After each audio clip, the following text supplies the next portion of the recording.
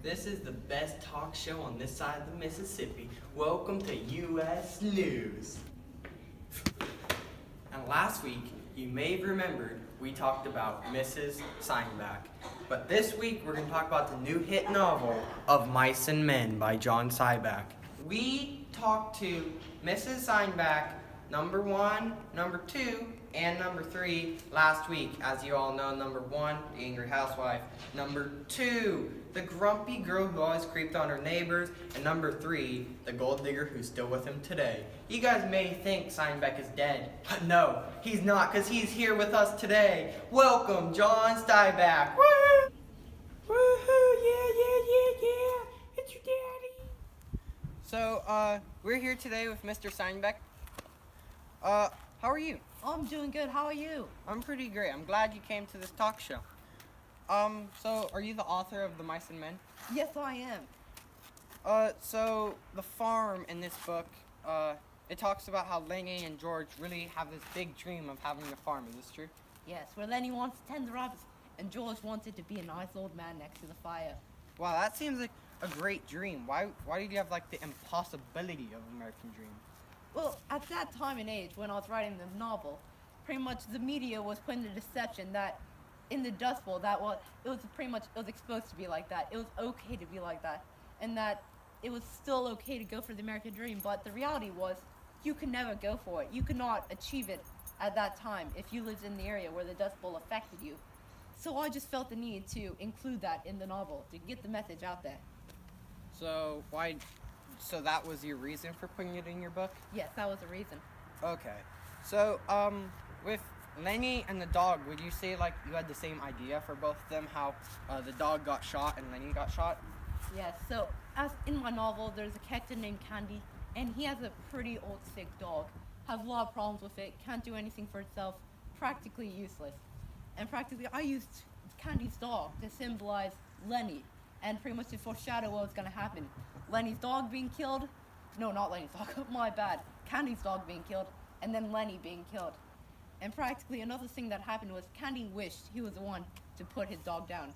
So George, later in the book, was reminded that he should be the one to put down Lenny, and not some gun trigger happy rednecks. Why would you say that, why did you have Lenny getting shot? Well, he just pretty much just added more to, and it concluded the book. It just, with the way he was accident prone, and when he killed Curly, it was game over for him. It was just a matter of how I killed him. So I decided it should be George's friend rather than the crazy rednecks. Yeah. So would you say George is better off without Lenny? I would say if he had just met Lenny, he would be. But he's been part of Lenny's life and Lenny part of his for so long, they're compatible with each other. So I feel like it'll take George some time to heal over it. Well, thank you for having us today. Now it's time for a commercial break, and then next up we will have Candy here. Patty cake, patty cake. Darling, honey, I got you this $100,000 dog. It's the best one I could find. Here, it's your Christmas present. Do you like it? No, I wanted a doggo with diamonds. What? Don't like Take the it dog. back. It doesn't have diamonds. But God, I you're don't such a want it. spoiled It has little brat. diamonds. Oh my God. Do you like this? This is a $2,000 Nerf gun. It's the best one they have at She the gets store. 100,000. I only get 2. What's wrong with you? Come on, it's just a Nerf gun. What's wrong with you, you idiot? Okay, now, at SpoiledBrats.com, you can get whatever the heck your kid wants, because you know they'll just Today we have complain. Candy here with us. Hi. Hi, how are you? I'm pretty great. So today we have her on the talk show of U.S. News. Woohoo! All right. How are you? I'm doing good. Nice being here. What role did you play in the movie/book of Mice and Men? I was basically just the person who never got acknowledged, and I just wasn't accepted by anybody. Why would you say you weren't accepted? Because no one really gave me attention, and I was just kind of the odd one out.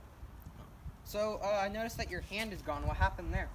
I was taking prescription medication that said you weren't supposed to use heavy machinery, but I said, oh well, I don't want to lose my job, so I used it, and my hand got stuck, and now it's gone.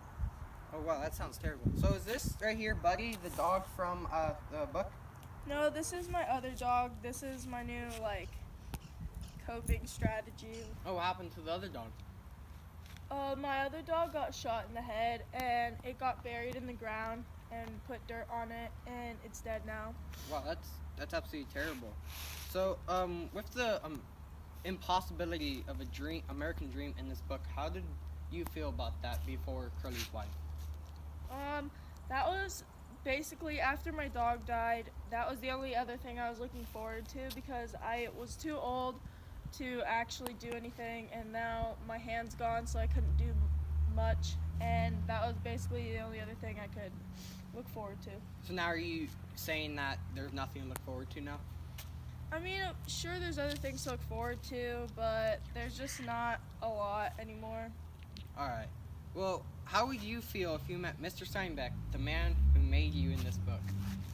I would exchange polite words just to, like, be respectful. I guess we're gonna find out what polite words are. We'll be back with you meeting Mr. Steinbeck. Oh, hi there. Welcome to my deck.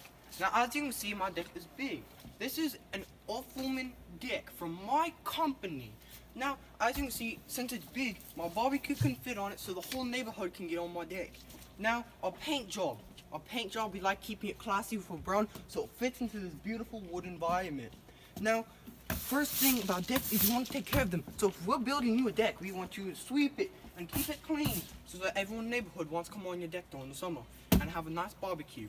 We have soft woods right here so that it does not fall apart, but then hardwoods underneath, supporting it and keeping it nice and firm.